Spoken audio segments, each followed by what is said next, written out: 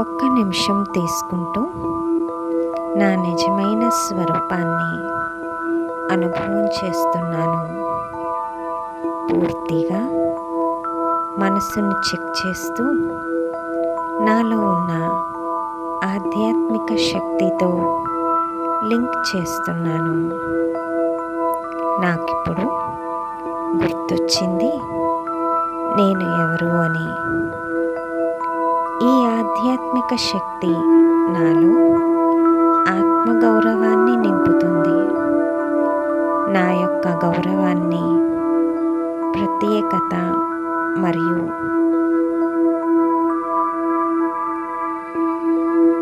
ప్రాస్పరస్ని తిరిగి గుర్తు చేసింది.